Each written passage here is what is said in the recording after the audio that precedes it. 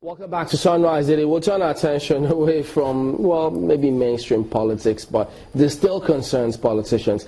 We're talking about the pensions, salaries, gratuities, if you will, of public office holders. Well, last time out, we did look at, we started with the presidency, what was accruing, to them, to the office of the president, as a former head of state. We looked at all those figures. So today, we'll be focusing on look at the legislature and those who are in that legislature. We've got Babajide Ogunsanwo here with us. He's Channels TV's data and information analyst. Thank you for coming on this morning. Thank you. Well, we do know that several states, state houses of assembly, did pass the law about pensions that the former governors are entitled to. And then if I could just, let me see, for instance, you have several states who have passed it. Let me take a look at Lagos. They have 100% of basic salary, then they have different benefits, annual basic salary, accommodation, transport, furniture, house maintenance. This is huge. And several other states have the same kind of scenario. You look through this. What did you see?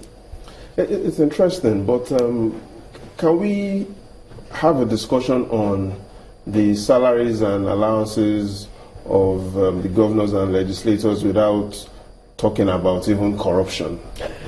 And the answer is no. But what are Nigerians more concerned about today? Their salaries and allowances, corruption, or even the recession?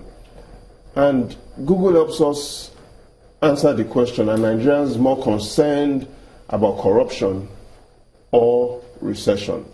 And if we look at the recession pattern and the corruption pattern, especially if we start by looking at what Google says about the search on corruption, what you find is Nigerians are really not so concerned about corruption. And if that slide on corruption comes out, we'll discover that the search on corruption in the beginning of the second half of the year has declined.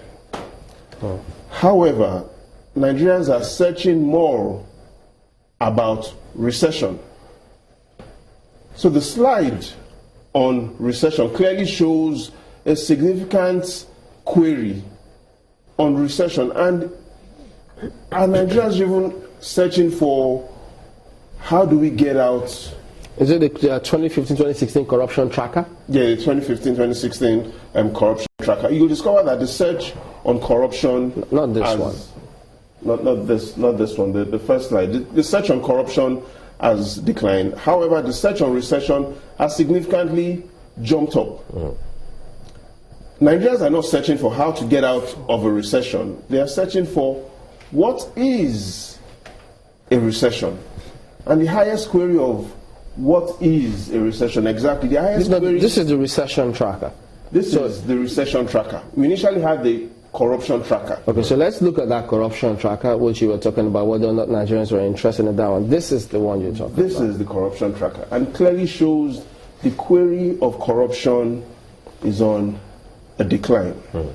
Now, moving into the recession tracker, we'll see that the query on recession has significantly spiked. And here's what Google is saying, that the number one question Nigerians are asking is, what is a recession? And the state that comes up with the highest query is Anambra State. And now, make no mistakes, that doesn't mean Anambra State has the highest level of illiteracy in the country. What it means, perhaps, is the businessman and woman in Onitsha have started feeling the impact of a troubled economy. But do our ministers, governors, and even legislators, back to what we're discussing about, know the true meaning of a recession? And the answer is not in the Oxford English Dictionary. The answer is in their salaries and allowances. Here's what the Revenue Mobilization Allocation and Fiscal Commission says about these public officers. They say the Senate President's ESTA code per night is $1,300. The ESTA code of the Deputy Senate President is $1,100. Of other senators, $950.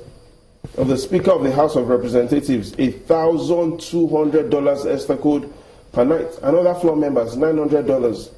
So clearly, even at the legislative level, the definition of recession isn't the dictionary definition. It is looking at how overpaid they are. All states have various distributions on what they pay as pensions to their state's government. So you have some states that pay as high as 200 million naira as pensions. Some pay the exact basic salary of a sitting governor. However, here's what is consistent among all of them. They get the same gratuity, 6 million naira when they leave office. Now the challenge today is at the Senate, you have 20 former governors, including deputy governors that are currently in the Senate. So you have 5 from the North West, you have 6 former governors who are in the Senate today from the North Central, 3 from the Northeast, 2 from the Southwest, 1 from the South-South, and 3 from the Southeast. Here's what it means. It means all regions in the country are double dipping. They are eating from the taxpayers' plate with both hands. They are gaming the system.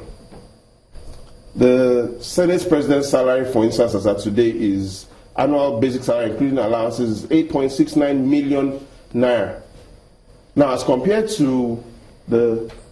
So which is what we see there, right? Yeah. As compared to the President of the Senate in the United States, who gets an annual salary of 80 million naira, the Senate President's salary does look small. But in reality, for every equivalent of 1 billion naira the US government earns, the Senate President only gets 70 naira. The Nigerian Senate President gets 32 times what the Senate President in the United States gets.